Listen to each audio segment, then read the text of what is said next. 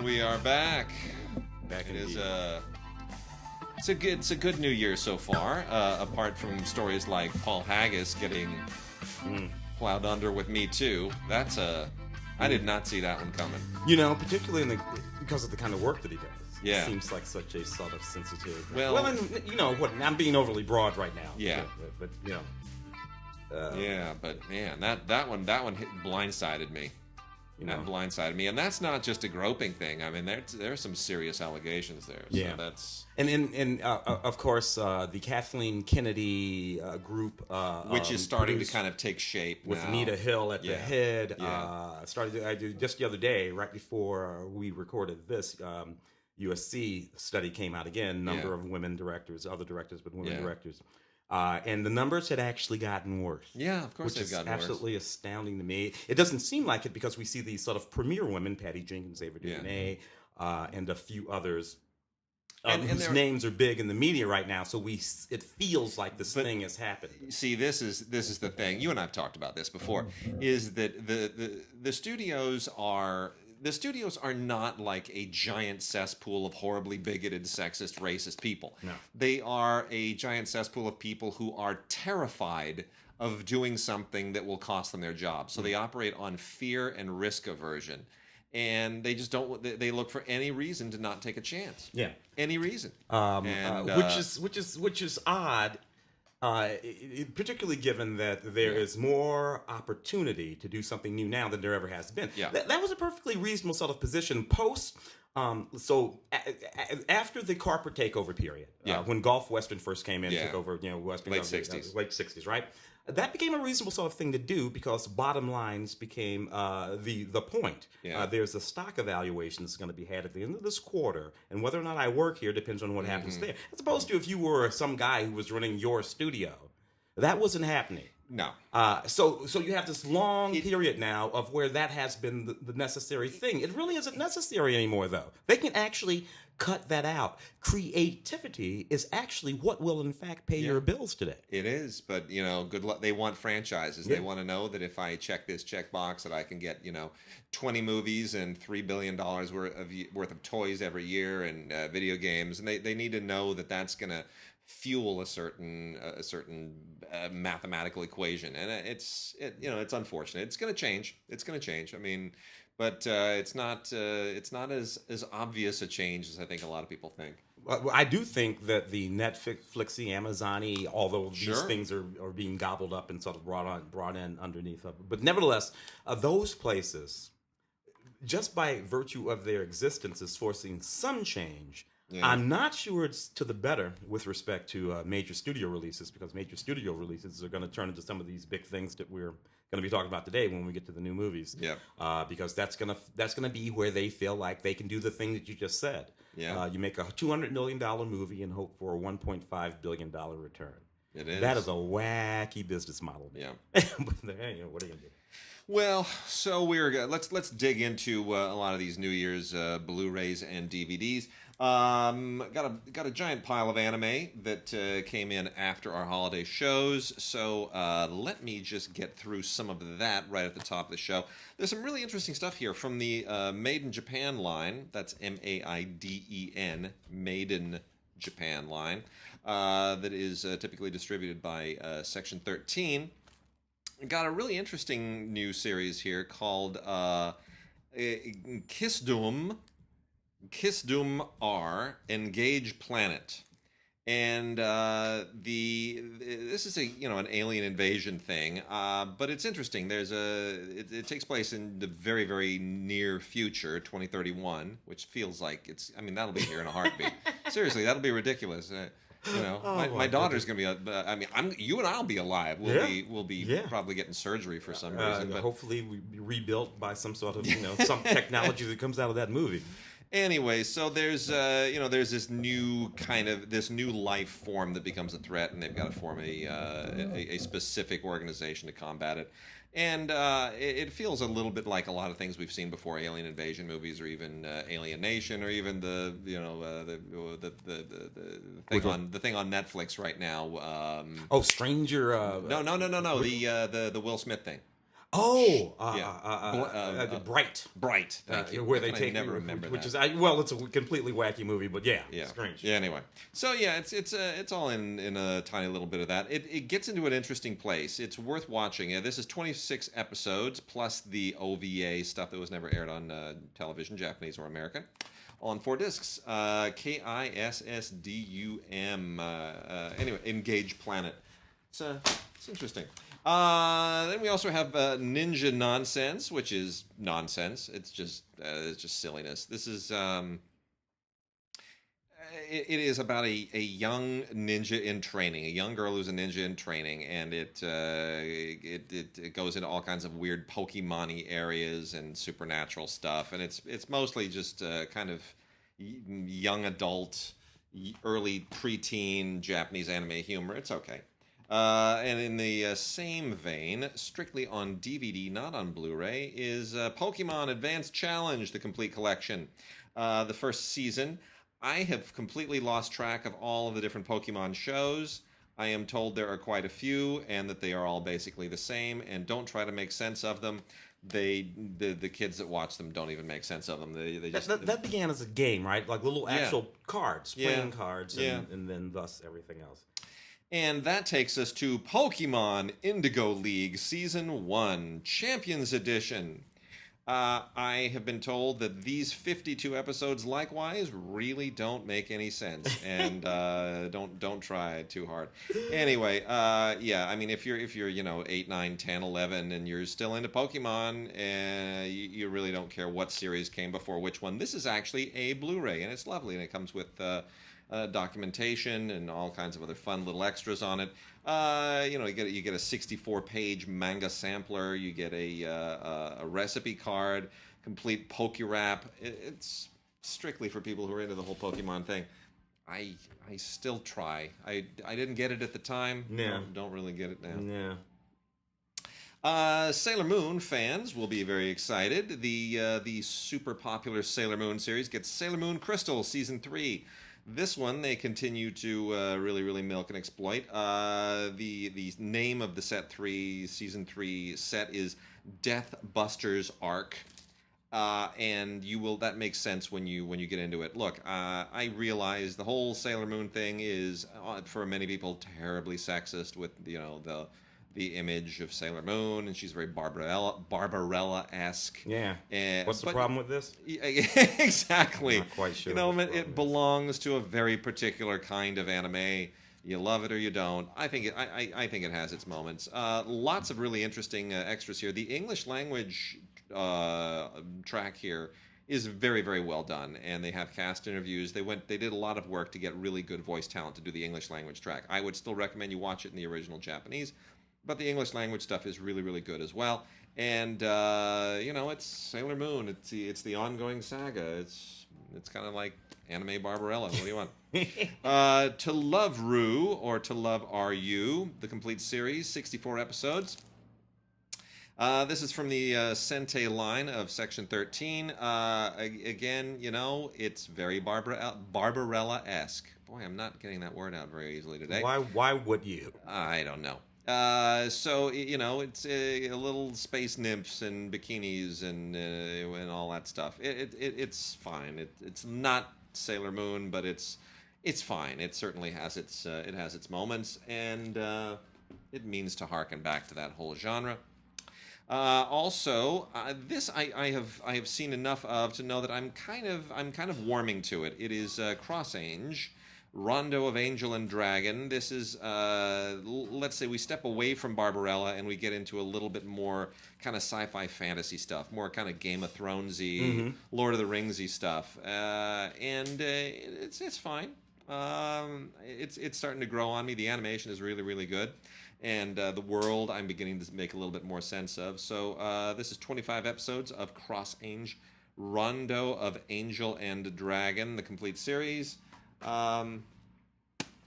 Familiar of Zero, complete series. 45 episodes plus the unaired OVA on 8 discs, also from Sentai. The Familiar of Zero series is also one I have not watched enough of to make a whole lot of sense of, but it's fantasy. It's, if you like anime fantasy, give it a little bit of chance. You'll probably warm to it. You got to watch a lot of it though for it to really all kind of dovetail together and make sense. So make the commitment. D. Gray Man. We've talked about this before too. Yeah. D. Gray Man is actually really, really cool, and this is well written stuff. It's exorcism, anime exorcism. It's got an interesting kind of quasi horror vibe to it. This is not on Blu-ray. This is only on DVD. This is season 3, part 2. We covered season 3, part 1, I think about a month and a half ago. So that continues the season 3 saga. Now getting into some Funimation stuff.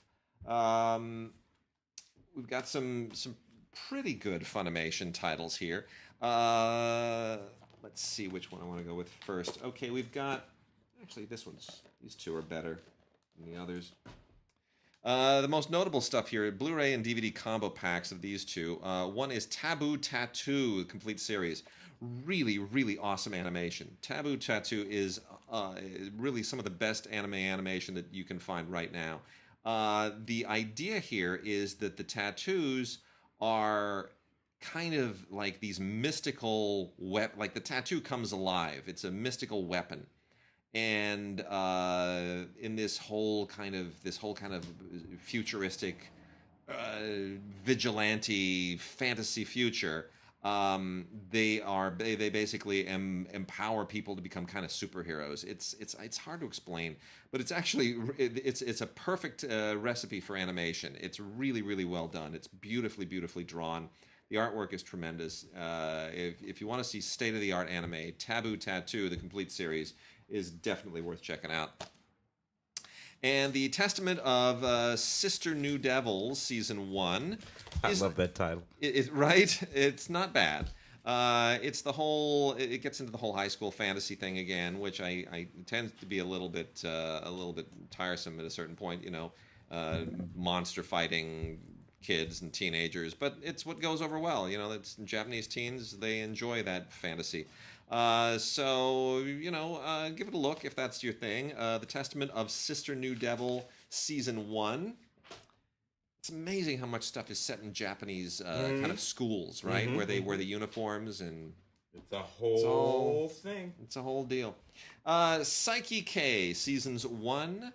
Part 1 and part 2. I don't know. Normally they release these separately, like not on the same week. And I don't really understand. You literally season 1, part 1, season 1, part 2 separately on the same week. Why not just make it single box set of season 1? Is it just so you can, I don't know, charge more? Whatever. Buy it twice. Anyway, I should point out that Funimation also now has their own digital copy system. So they come out with their own digital copies. These are not necessarily compatible with Ultraviolet or anybody else's digital copy system. So you just be warned. It's not the same deal, but it's its own proprietary deal. And Saiki K, The Disastrous Life of Saiki K, Season 1, Part 1 and 2. How do you even explain that? So... It's high school again. It's about a psychic high school kid, and all of the bizarre things that transpire in his life, and it gets pretty weird. The animation is fine. It's a little bit, I hate to call it cartoony, because anime is a cartoon, but it's I don't know. It's okay. Gets into, I guess if I were in school in Japan, I'd probably make more sense of it. Let's see. Pull this one out. This is a really, really sweet box set and tremendous animation. Tales of Zestiria and the X. That's Zestiria. Tales of Zestiria and the X. This is fun. Kind of. What's the Ava DuVernay thing that's coming out soon? Wrinkle in Time. Wrinkle in Time. Yes. Okay, thank you. So there's a kind of a Wrinkle in Timey vibe to this. It's beautiful animation, beautiful artwork, really, really good fantasy storytelling. Gets a little convoluted at a point. But otherwise, and I hate to say Lord of the Ringsy because it's not really. It's more Wrinkle in Time, or maybe splits the difference between the two. Anyway, Tales of Zestiria and the X, beautiful box set from Funimation. That one's really, really worth checking out just for the artwork alone. Really, really tremendous. And then we have a two-parter again, split. It's first season, but it's split into two parts. Iron-Blooded Orphans, which is a Mobile Suit Gundam spin-off, which is great. If you're a Gundam fan, you're going to love this stuff. It's the artwork's tremendous. The whole space-going giant robot sci-fi thing. It's the Gundam world. If you followed Gundam, you're going to know exactly what this is. Iron-Blooded Orphans expands that world in a really, really cool way. Animation keeps getting better and better. Parts 1 and Part 2, Blu-ray DVD combo packs, absolutely worth checking out. Especially if you're a Gundam completist, you're gonna love that stuff. And then rounding things out, we got a couple here that are this is really silly stuff. LoveLive and New Game Season 1, LoveLive. This is just look. It's cute.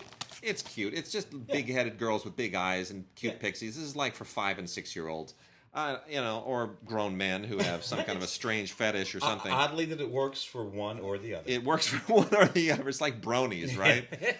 Gosh, it's so strange. Anyway, these come with Funimation digital copies, and if you like that world, look, where they stick their tongues out and they go cross-eyed and they make those, they make all those noises.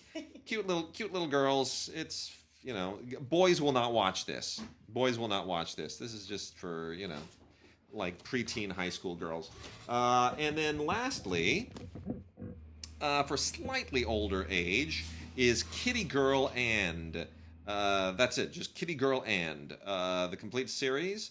This is maybe this skews a little bit older once you've graduated from those other ones, or if you're again a grown man with some kind of a weird fetish, you'll get into this little sci-fi teen girl thing. It's like little mini teen Barbarella. This is Barbarella training series. A lot of Barbarella in this episode. Yeah, and then part 1, episodes 1 through 12 of Trickster, which is really interesting animation and really interesting writing. And this is from the same people that made Real Life. And it's just the artwork is great. The writing is really interesting. Everything about it is really it's very noir. It's very kind of detective noir done anime style, and with some very intriguing characters. So I would recommend checking this out. It's Trickster, Part 1, Episodes 1 through 12, Blu-ray DVD combo pack from Funimation. This is some interesting things they do with the animation now. Anime is really kind of doing some stuff merging computer graphics and some animation. They're getting some really interesting kind of fusion out of that. I like it best when the hand-drawn stuff is supported by computer-generated, very detailed backgrounds. Which is what this does, yeah. Which is always extraordinary. I mean, all the way back to Akira for that kind of stuff. You want to knock out some newbies? Let's do it. So we have the 4K American-made Tom Cruise. Yep. As well as the Blu-ray here, right? So we got both of those. American-made, yeah. Yeah. The big difference being obviously the 4K is 4K, but the 4K comes with a whole lot more stuff in terms of bonus features too. Although there are bonus features on the DVD, the Blu-ray DVD as well. But more on the other side. So it just sort of depends on what you're into at this moment. If you're 4K and you want a little bit more, go over there. Yeah. If the 4K thing sort of bugs you, the way you and I talked about this last time, it kind of bugs me a little bit.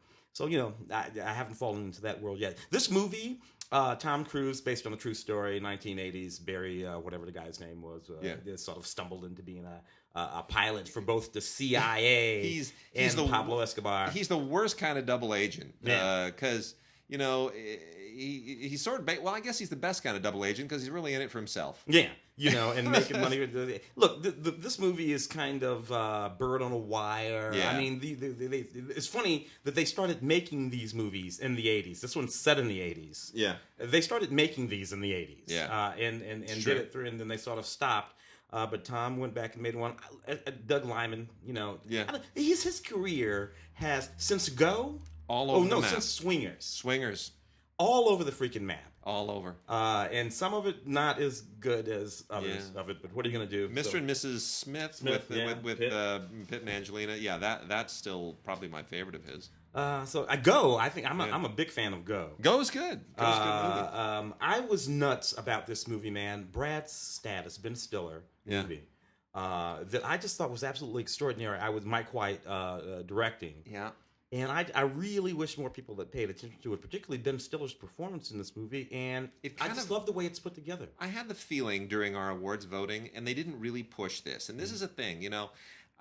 Hopefully, you don't need to tell any of the distributors push your movies with the critics groups, but sometimes it's almost like they don't trust their movies because they didn't really push this at us, you know, and they should have. Like this is one. If you had a reception, have Ben Stiller out to a reception. I hate to say that gets you traction, but it does. It does. Of course it does. It does. Particularly if there are going to be people like you and me there who are talking it up a little bit, you know, and we don't feel like we're out there talking in the wind. Mike White is so prolific and such an you know, I mean, he's originally an actor, but he's a good director. He's a really good writer, and he just keeps cranking them out. And I thought there's a lot of wisdom in this.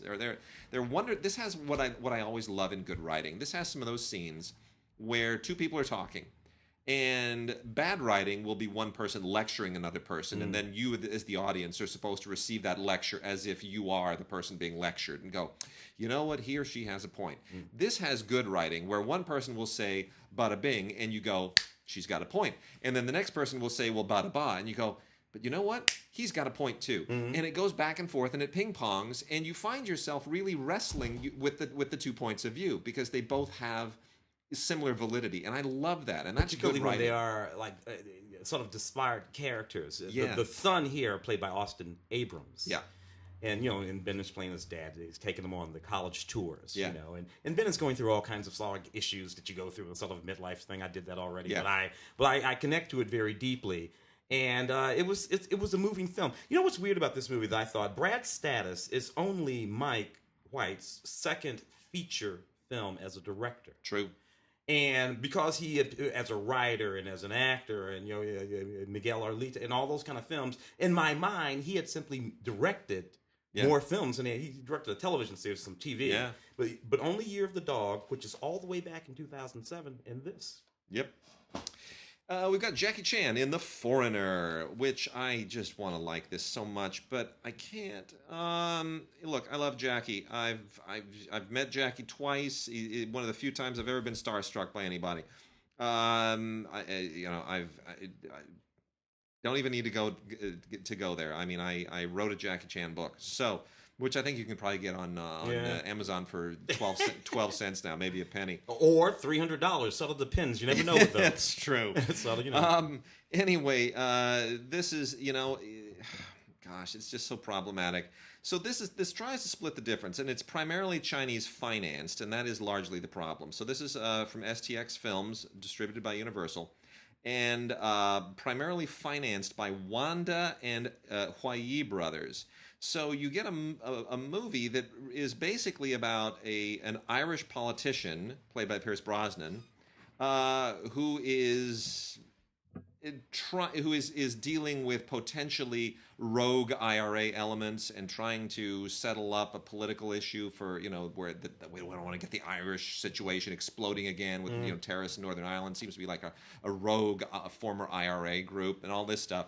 And somehow you fold Jackie Chan into this because he's a Chinese immigrant and there's a tragedy that affects him very early in the film. Arbitrarily. Yeah. And so he goes on kind of a little death wish hunt, which interferes with Pierce Brosnan.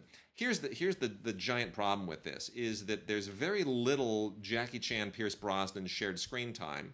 And for giant chunks of this movie, you just lose one story in favor of the other. You're following Jackie, and you just lose the Pierce Brosnan thing. And then you're following Pierce Brosnan, you lose the Jackie thing. And you get the feeling like they were never able to really marry these two storylines in a competent way.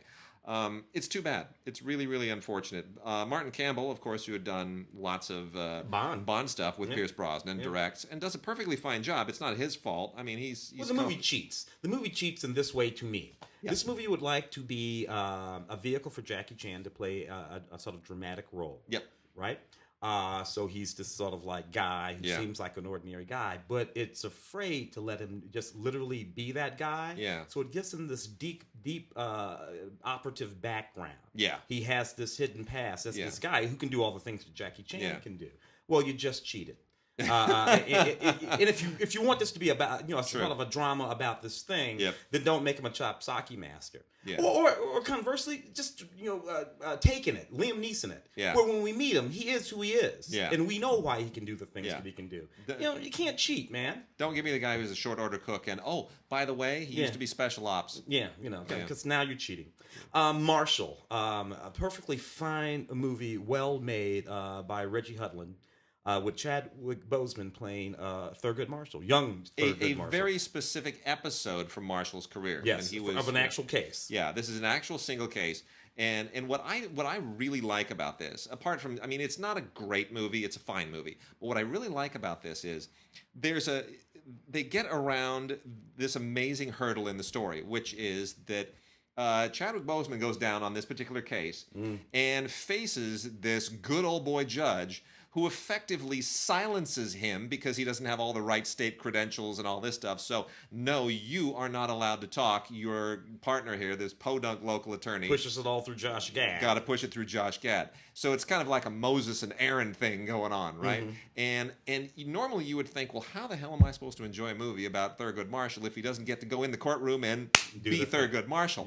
And somehow they make that work. Yeah, it's just in a certain amount, because Josh Gad is very, very good for one thing. Very good. Chadwick Boseman, whom I love, obviously Jackie 42, James Brown and that. Now here's the thing. Black Panther. Here's the deal. Love me some Chadwick Boseman. Chadwick Boseman is a brown black man about the color of a Hershey bar. Thurgood Marshall, our beloved Thurgood Marshall, was a light-skinned, cherubic black man with straight hair, a little bit closer to your color than to Chadwick Boseman's hue. Yeah. Look, guys, we had this problem with Nina, with the lovely Zoe who played Nina and Nina Simone. We have to, and I get it. I see what we're trying to do here. It's a good inclination, but you know what? Heavy D. The iconic rap star from the 80s would have made more sense playing playing Thurgood Marshall than Chadwick Boseman. This is, black folks look at this, and the first thing we think is, that's not Thurgood Marshall. and it's because it's a perfectly natural thing. He does not look like, and I get it, if you're producing this film, and particularly if you're a white producer of this film, you don't want to be like, I'm not going to lock all these black people in the box of this sort of race. No. Now, on the other hand, what you want is a movie star. Chadwick Boseman is a movie star. True. They cast him because he's a movie star. If we built a few more movie stars and there were one or two walking around or the correct hue, then we could, there's a kid who played Barack Obama in a movie called Barry. Oh, yes. Sure. There were two, actually. There's a movie called Southside with Me, and then there was another movie called Barry, Netflix film.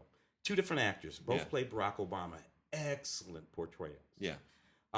Southside with You especially. It's a great performance, and either one of those young men who were both sort of tall and obviously fair-skinned because Barack Obama is biracial, et cetera, could have played this role. That's a good point. But they're not quite Boseman movie stars yet. Well, that was the problem. That was why Sidney Poitier basically had to play every single black part for about 20 years, including Thurgood Marshall.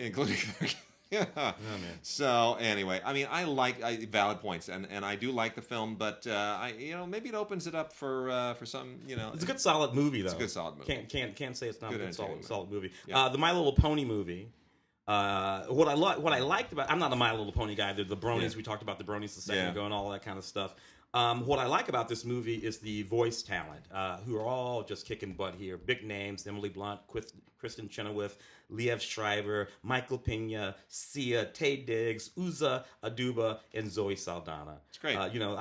They spared no expense to infiltrate, to insinuate some really great voices and actors into the persona of these little ponies. Still creeps me out.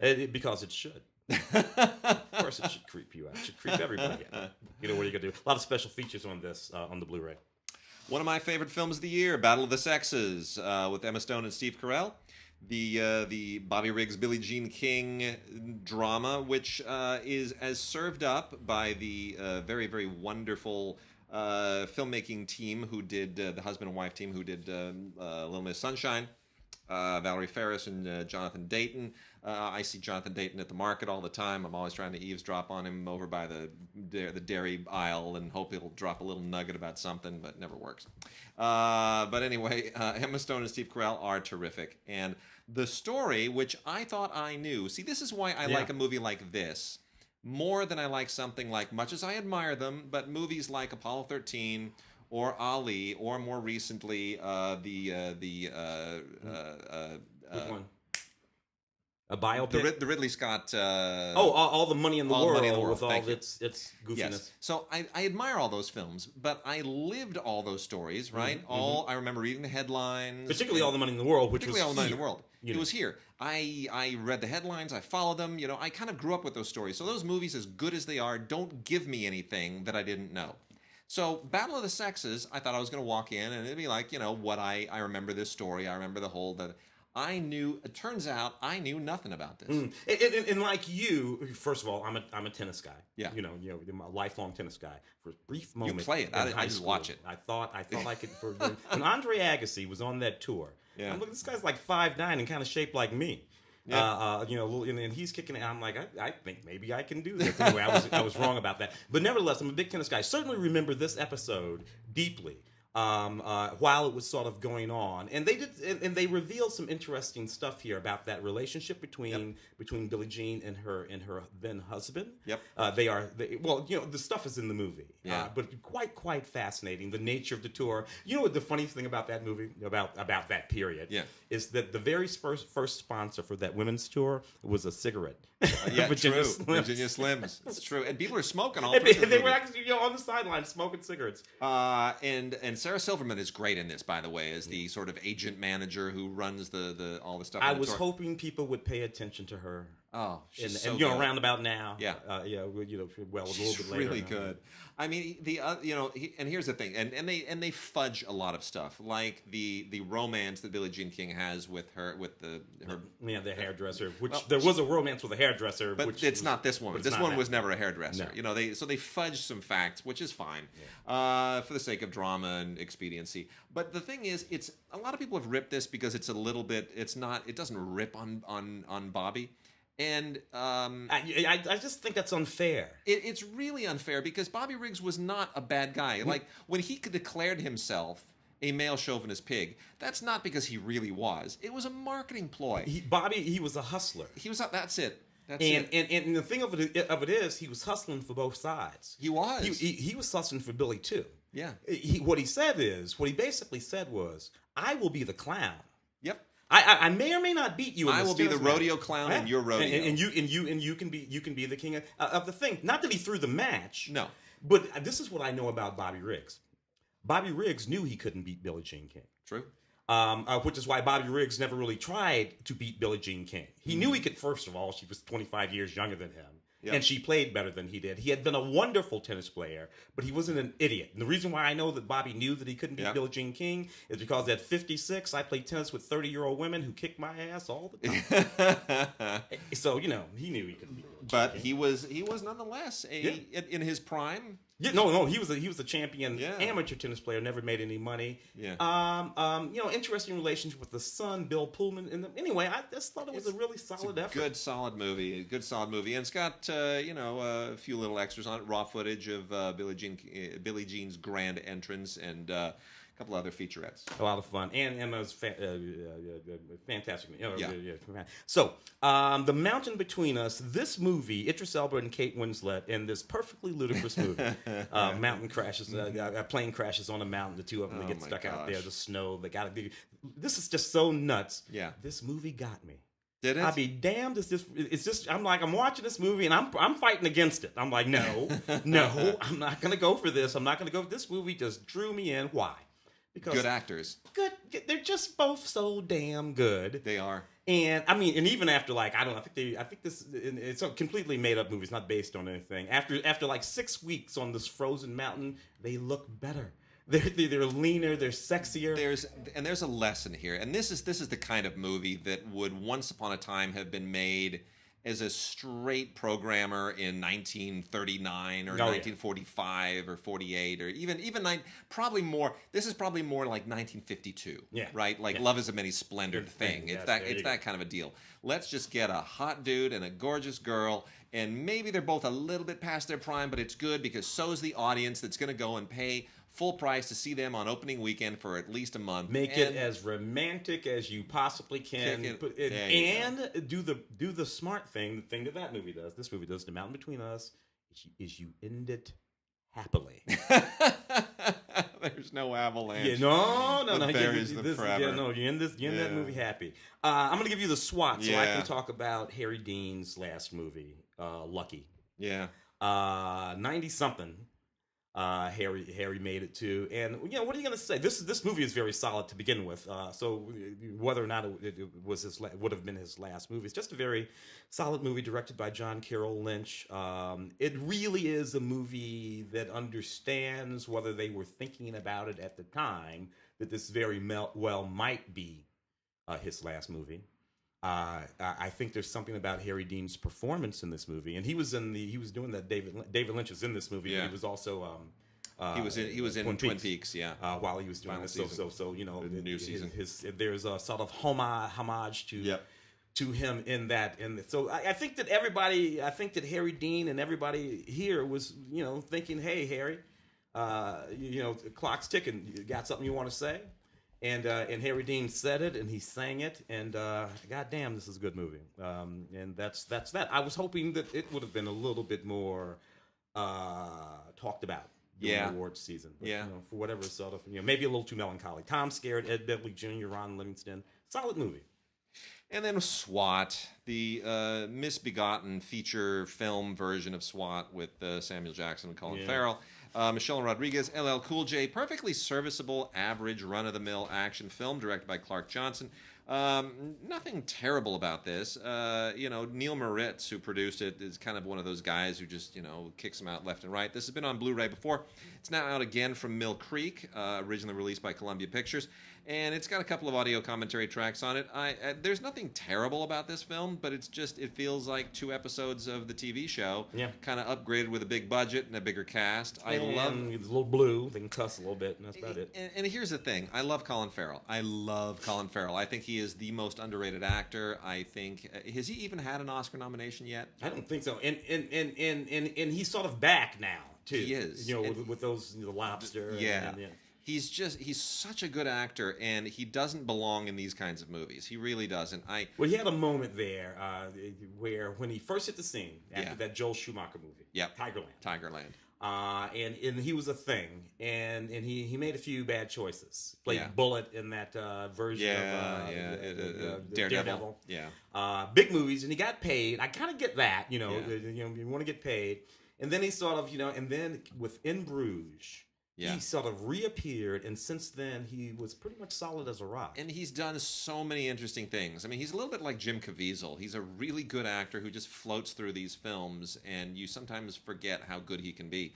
This is kind of like Miami Vice. They went and got Colin Farrell and stuck him in a big budget remake of an old TV show because he's just got that face. But he deserves better. Anyway, SWAT, perfectly acceptable. 2 audio commentaries. I can't rip on it, but I can't really recommend it either. Docs or foreign? What do we want to dive into? Why don't you jump over to the foreign? Okay, I'll knock out some foreign films here. We've got the Best Actress winner from the Locarno Film Festival, Happy Hour, by Japanese director Ryosuke Hamaguchi. This film just after Sachi Tanaka won Best Actress at the Locarno, this thing just sort of vanished, and it didn't really get a theatrical release. It just kind of fell off of everybody's radar, and that's really too bad. It's a really, really good film. It's Japanese movies are typically not female centric. It's still a very, very patriarchal society. So when you do get them that deal with the lives and the experiences of women in Japan, it's something to pay attention to. And this is just one of those multiple life, multiple experience tapestries set in Japan. Takes place in the city of Kobe, which is just a relatively small city in Japan. And it's really poignant, and it's very well written, and it's just beautifully, beautifully acted. And I hope you go out and check it out. It's a really, really good film. It's called Happy Hour by Ryosuke Hamaguchi. Definitely give it a look. And then a movie that I absolutely love, After Love by Joachim Lafosse. This is a French film with Bernice Bejo and Cedric Kahn. Such an interesting movie. Essentially, it's about a couple they've separated. I don't think it's clear whether or not they've divorced, but they've separated. They have two daughters, and they split time with the daughters. They don't get along well, and it is about I'm not going to give anything away here. It is about the unusual post split up arrangement that they have, and I'm not going to say anything more because you need to see the film. But there's a very interesting arrangement that they have, and it's a bit contrived, but it's contrived in order to take a really, really penetrating look at a relationship in deterioration, how it affects kids, how it affects the people. It's photographed in that and directed in that beautiful, beautiful kind of French New Wave way, where you will watch an entire scene transpire for like 5 minutes before you realize there hasn't been a cut. And the camera hasn't even moved apart from just being panning back and forth, where they will stage everything in the kitchen and then in the adjacent bedroom, and all the camera does is pan, and it will pan and it'll back and forth, and it'll pan back and forth, and the action is so well blocked and so organic and so natural, and the actors are interacting in such a normal way that it takes you, like, after 5 or 6 minutes, you go, they haven't really had a close. There's been no cuts. There's no close-ups. There's no cuts. It's almost like I'm just sitting on the couch watching these people live their lives. Although he would never move his camera, the sense that you get is a sense of an Ozu film. Very much, very much. It's really, really, it's very, and that amplifies the emotions even more. It's really beautiful. Then we have Adele Haenel in The Unknown Girl. You'll probably you know her from a lot of things. Adele Haenel has just beautiful French features and those just piercing eyes. She's in BPM right now, which is the French contender for the Academy Awards, which I do not think made the final list. Did BPM make the final short list of 15? It didn't. No. Yeah, it was a mistake to even put that up. But still, she's amazing. And The Unknown Girl, she's just amazing in it. This is from the Dardenne brothers. One of their lesser films, I would say, but she is still great in it.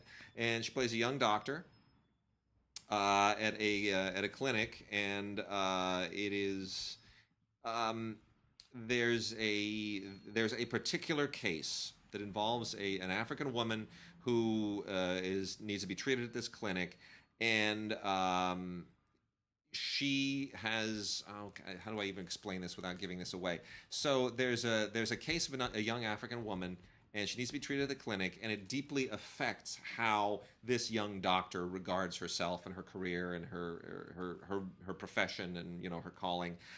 It's a really interesting psychological journey that becomes kind of a mystery, and it goes into really interesting places. The Dardennes are, I've always been hit and miss with them. If it's something like Rosetta, I can't stand it. Something like The Child, I love. I don't know how to even explain that. Yeah. Half their films I really love, and half their films I find to be pretentious. This is on the positive side. 4 Days in France by director Jérôme Raybeau. This is on Blu-ray from Cinema Guild. And this is a very, very sweet, delicate film, like you would have expected maybe in the 70s. It's a gay romance, and it has it's sort of about the directions that love has taken in the digital era, in the era of Grindr in particular. And it's not it doesn't have to be specifically gay. This has what this says about relationships. It just happens to be set on a gay relationship. But it applies as much to men and women and heterosexual relationships as it does to gay relationships. So, that was a really thoughtful film. It's a very thoughtful film. It's very nicely put together. It's very, very delicate, and has some really good extras. Got a short film by Jérôme Raybeau. Some, just the raw rushes and deleted scenes, and an essay as well. Very good. two from First Run Features. We have The Stopover by Delphine and Muriel Coulin, which is primarily about the trauma faced by female soldiers, specifically dealing with a group of French soldiers that stop in Cyprus on their way back from service in Afghanistan.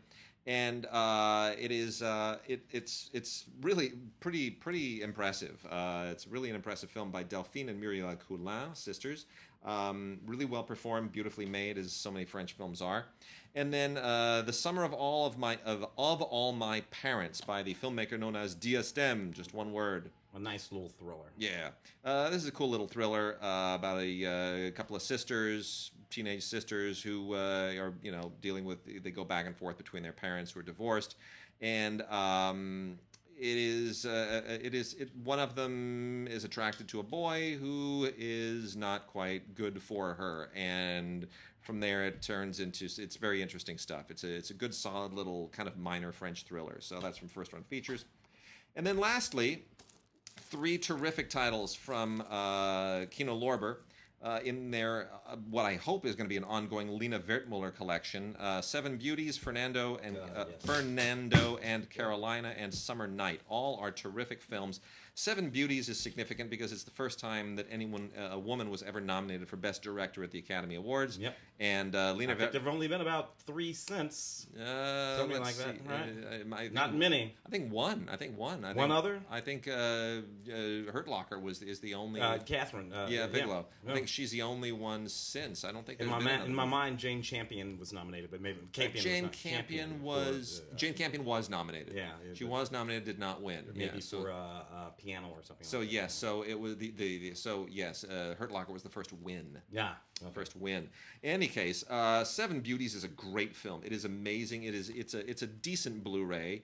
Could probably be better, but it's really a tremendous film, and it has a wonderful essay by Alison Anders among the bonus features, it's just very, very telling.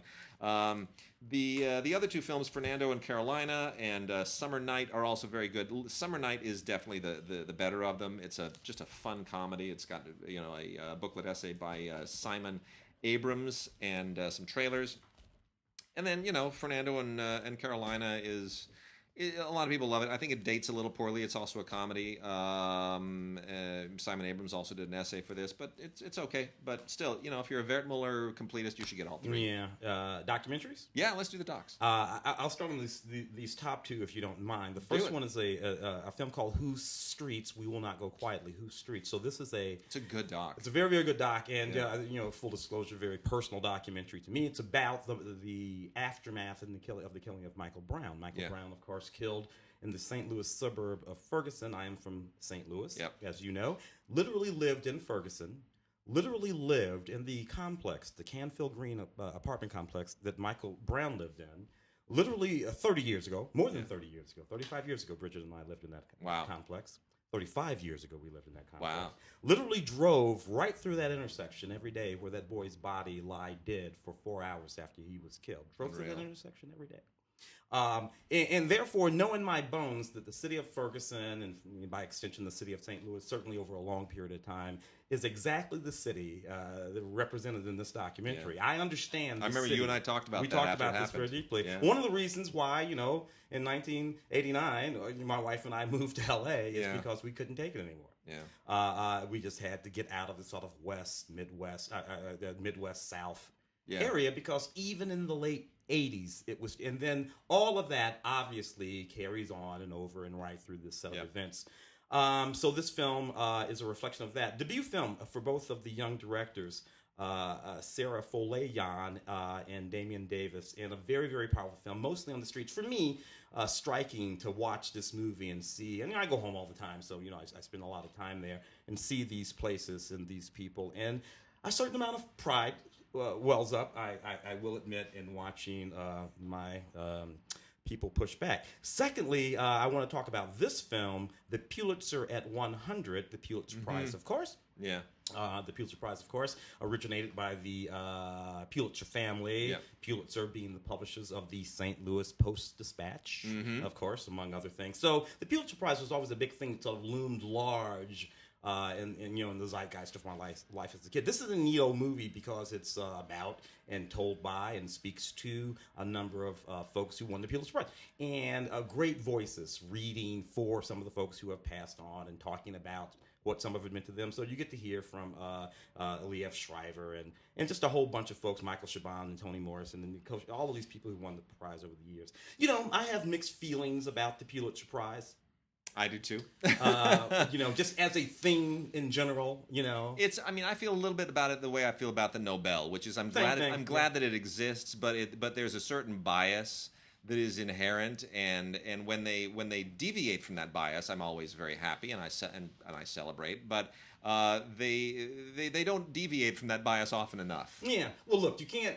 Again, in St. Louis, growing up, watching that award come out every year for years and years and years, and very seldom seen, occasionally, but very seldom seen brown folks. Yeah. Very seldom, for one thing, I mean, it's so internecine. It's all about Americans mostly. Yeah. As if, Egyptians and it's true. So, all of that. So, but nevertheless, one appreciates the Pulitzer Prize. Yeah. Yeah. D.O.A, a rite of passage. If you know punk, if you like punk, you apparently know this documentary. This is a famous punk history documentary, primarily centering around the 1978 Sex Pistols tour in the United States. This is from MVD, the music video distributor people. This is a new special collector's edition with gobs of special features that just go on and on and on and on. You're going to love this. If you are a music history person, you don't have to be a punk person, because I'm not a punk person, but I do love a good music documentary. And I should point out, one of my favorite films of the year, not just favorite documentaries, but one of my favorite films of the year, is Long Strange Trip, the 4-hour-long documentary about the Grateful Dead. Yeah. I don't even like the Grateful Dead, but I love that movie. And this is a really good movie too. Yeah, so. You got the Clash and the Dead Boys, and it's all kinds of music. The movie's from 1981. This is not a new movie. Generation X. This is an old movie. Generation X, back when they had Billy Idol. 1980 maybe. Yeah. Before Billy Idol became Billy Idol. Before he kind of really exploited it all. The Dead Boys, Clash, and Iggy Pop, and everybody's in here. So it's a really good film. By the way, the Billy Idol, Billy Idol story, as long as you reminded me. So when I used to work for Air France a million years ago, Billy Idol was one of the many people who would come through, and you always paid attention to the celebrities, whether it's Diane Lane or Jerry Lewis or whoever it was. So Billy Idol came through at one point and went up to the first class lounge and didn't sit on any of the furniture. Just chose to sit on the floor, and it became a thing, and everybody was really concerned that he was sitting on the floor. And I remember this very, very. This is the kind of the counterpoint to when Jerry Lewis went to the first class lounge and started singing to everybody just spontaneously, and scared the daylights out of my friend Sandrine, who didn't know how to respond to it. But nobody was complaining, so who cares? And Billy Idol just came and he just sat on the floor, and eventually whoever was running the lounge walked up to him and just said, Is okay, because you can sit on the chair over there. There's like lots of chairs you can sit on. Is there a problem? And he just said no. That was it. He was sitting on the floor, man. No, I just like sitting on the floor, like sitting on your floor. Billy Allen, that was so funny. Man after my own. Yeah, name's there. The Settlers. This is a very compelling doc about the Jewish settlers in the West Bank. More or less the first one. Yeah. That sort of just goes in there and hangs out, fly on the walls. It's good. It's a good movie. And very moving. I mean, the 6-Day War, 1967, the West Bank. And I covered this on Film Week, and I remember watching this. It still sticks with me. Because it gets to the root of the problem, which is an intractable problem. Yeah. And this film does not pretend to have any answers. It doesn't. It doesn't say, here's the problem and here's what you need to do to fix it. It doesn't. It just says this is an intractable problem, but I at least want you to understand that there's a human face, that these are people, that these are individuals.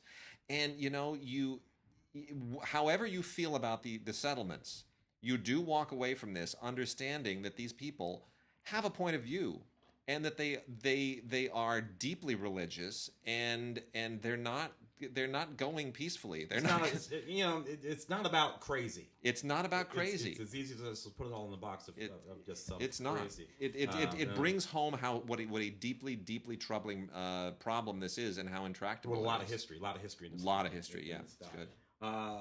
Julian Schnabel, A Private Portrait. Julian Schnabel, of course, the director of one of my favorite films of all time, The Diving Bell and the Butterfly. Yeah. Of course, Julian was quite a prolific artist, fine art artist, painter, and sculptor. Well before he became a director of popular films. Anyway, he's sort of always been making films.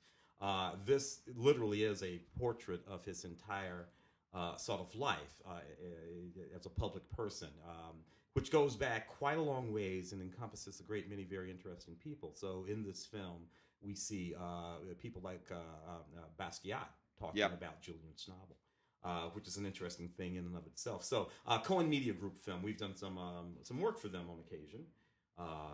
In terms of, but this is really neat. So check it out. I'm a big Julian Schnabel fan. I wish he would make more movies. He should. He really should. Santoala by Andrew Becker and Daniel Mehrer. Santoala from Oscilloscope. This is on Blu-ray. This is a very disturbing documentary. This is about a Dutch couple, a very kind of, very progressive, sort of quasi-hippie Dutch couple who want to get back to the earth, back to roots, and they basically go to set up kind of a farm, kind of a co-op-y kind of farm in this small Spanish village of Santoala, where nobody lives anymore except for one family. Now, this sounds like a setup to a horror film, and it kind of is, because eventually you get this feud going with the one family. I don't know how you have two families occupying a whole village. There isn't enough room for everybody. Like, everyone else has moved away. It's a depressed part of Spain, but this one family is still there. They're the old ones, with the evil eye, right? One of the, as if you didn't need anything else, one of the sons is mentally handicapped. So there's a Lenny thing going on, right? It becomes like a real life mice and men thing. And as soon as you're interviewing the son, and I'm like, Lenny, I know where this is going. So know where this is going. Anyway, at a certain point, the Dutch couple, the guy disappears. Okay, I'm sorry. I'm not giving anything away by telling you Lenny killed the bunny. Yeah. Okay. This is. If you've seen you don't even have to have read Mice and Men or seen the movie. You just have to have seen the Bugs Bunny cartoon with the abominable snowman saying, "I love my little bunny rabbit. I love him and stroke him and stroke his bill." Wait a minute, bunny rabbits don't have bills. You know where this is going. Anyway, it's a very disturbing movie, but it's true. It all happened. And it gives you the whole ugly story. Oscilloscope really kind of kills it with this one. It's very good. And then just get through my little stack of docs here real quickly. Aviva Kempner made a really interesting film called Rosenwald, which is it's really a beautiful story, and I'm amazed that it hasn't gotten a lot more traction. I covered this on Film Week as well, and it's a really touching story. It's about Julius Rosenwald, who was an amazing philanthropist and who teamed with Booker T. Washington to try to bring the Jim Crow South out of its educational downward spiral, and wound up essentially building more than 5,000 schools based on his belief in the Jewish doctrine of Tikkun Olam. And it's just a beautiful story of it's basically an American story. It's someone from one community and trying to sort of lift people up in another community because they're all part of the same country. And it's deeply touching, and especially when you realize how many people actually benefited from the schools that he funded. I mean, what it gave us Gordon Parks, it gave us Marian Anderson, many of those Langston schools were in Hughes, the St. Louis area where I'm from. Yeah. A lot of people don't understand that there was this very look. I'm more than anything else, I'm Jewish. Yeah. And there was this very specific relationship between the Black and Jewish communities that goes all the way back to the 20s, to that period, right after Reconstruction. Particularly particularly in the South. Yeah. Where there was a particular sort of commiseration between those two communities over a long period of time. And when you look at a lot of those HBCUs down there, and you look at those walls where they have the plaques of the donors that built them, you will find a lot of Greenfields and Goldbergs and blah, blah, blah, and all that kind of stuff because of that relationship, which got complicated as we moved into the 60s. In the 70s, but it was there, and I sort of still lingers in a certain sort of sense. And that takes us to first round features, Germans and Jews. History is the Memory of a People, which is a really interesting documentary that looks at the history of Jews in Germany. Obviously, the Holocaust and World War II is not the dominant theme here. It sort of launches from there, and how it has gotten us to a place today where the fastest growing Jewish population in Europe is in fact in Berlin. It is in Germany once again. And this is about the transformation, the post-World War II transformation of German society, which has gotten to a very, very different place. And even some would say with the refugee crisis, that Germany absorbing more refugees than anywhere else in Europe is in fact transforming German society. Some would say for the better, some would say for the worse. But it is growing pains in any case. I find this to be a very, very interesting film, especially because, as many people who've listened to the podcast any period of time know, my mother was German and was a World War II refugee. And one of the things that I've always remembered growing up, my mother grew up in a distant part of Prussia and Pomerania, on a little farm far away from everything before the Eastern Front collapsed and they had to flee. And my mother used to always say she never saw a Jewish person until she was probably about 8 years old, and she went to the big city nearby for shopping or school or whatever it was, and then saw one person there who was wearing the star. And that was my mother's first exposure. So she didn't grow up in a Germany that was in a part where she was exposed to the Jewish population of Germany. However, growing up, every single time, I remember so well. I'm gonna start to cry if I get it. But I remember growing up, every single time my mother saw somebody with a concentration camp tattoo, she'd put her arm around him and she'd talk to him, and there was this amazing bond because they could all say they remembered Germany when. They had like a common bond between them, and it was always deeply affecting to me, and I never forgot that. And in the same way, there's a certain sort of loss. Obviously, the concentration camps and the loss of entire families was a very specific thing that happened to that part of the Jewish community. But a lot of German people were driven out and lost everything. My mother was... I was going to say. And 30 members of her family died in World War II as well. So this, and this gets lost a little. Yeah, it does. In the complications of the way we talk about that complicated history. But there you go. Rumble, Indians Who Rock the World. Dude, I really like this movie. I love this movie. I like it a lot. And I was a little bit embarrassed as a music guy, a lifelong music guy. My dad was a musician. Did we cover this together on Film Week? I think we did. I think this was our week. I think it was. I did not know that Robbie Robertson. I mean, I'm sorry. I know. There's just all these people on this screen. This is about the underlying connection between the Native American culture and community, their traditions and music, and how those traditions have a through line right through rock and roll, one that we usually sort of trace back to the African American community in a very specific sort of way. But they illustrate through rhythm and time and connections and overlap of communities and all kinds of stuff, how Native American beats, how Native American rhythms, and then the actual people. Link Ray, who I did know, but I mean, many people in this movie who I'm like, that's a Native American. I just had no idea. Blew my mind. Thank goodness for this documentary. I agree. Rumble, Indians Who Rock the World. Yeah. And then a couple more, and we'll wrap out the show. I'll do a couple here. I'll let you hit some of those. Betting on Zero.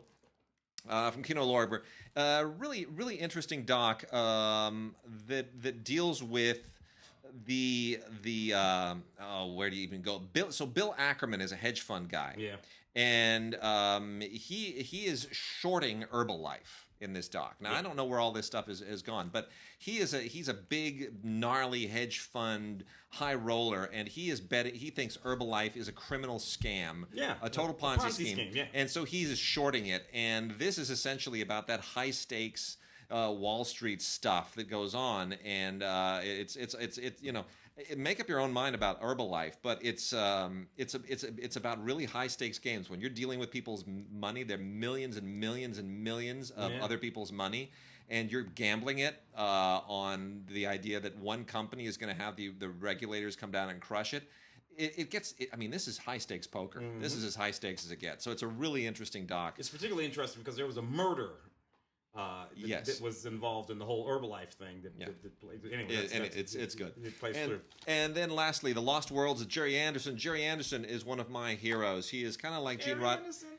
He's like Gene Roddenberry, but not. Thunderbirds, UFO, Space 1999, Captain Scarlet, all that Super Marionation stuff. It's fantastic. This is from MPI, and this is an absolutely terrific just tribute doc. We lost Gerry a couple of years ago, maybe. I know. Something like that. It's a great tribute. It's a great tribute to all this stuff, and you even see scenes from Here Comes Candy, which was, which is a thing of his that had never been shown before.